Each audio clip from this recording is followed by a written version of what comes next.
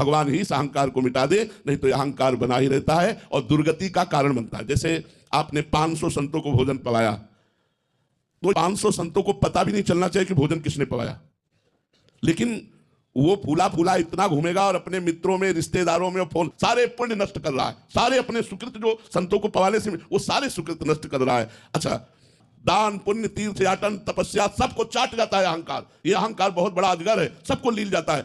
अब हमें इस अहंकार से ज्ञान बचाता है।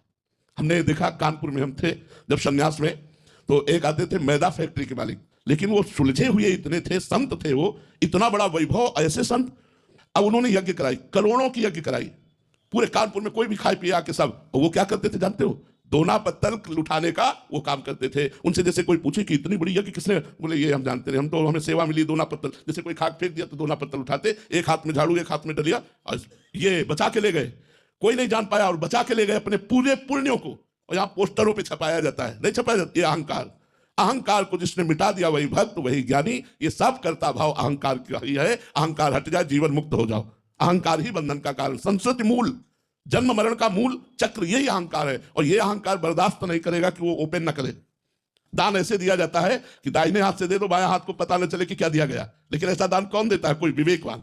नहीं तो प्राय रहता है कि कुछ लोग तो जाने, कुछ लोग जाने कि हमने कुछ दिया है जिससे हमारे अहंकार को सुख मिलता है। जो आपको लाभ मिलना चाहिए था वो लाभ नहीं मिल पाएगा। इसीलिए प्रायः लोग दान पुण्य और तीर्थयाटन, बड़े बड़े व्रत करके भी जो लाभ मिलना चाहिए वो नहीं ले पाते, क्योंकि वो गाते हैं, वो अपने मुख से अपनी प्रशंसा करते हैं, अपने दान और तप का वर्णन कर देते हैं, जिससे उसका प्रभाव क्षीण हो जाता है। जो फल मिलना चाहिए वो उसे नहीं प्राप्त हो पाता है। तो ये कर्ता भाव अहंकार है, और इसी अहंकार को मिटाने के लिए साधना है, सत्संग है, शास्त्र स्वाध्याय, संतों की कृपा, गुरु की कृपा, भगवान की कृपा, इसी से अहंकार नष्ट होता है।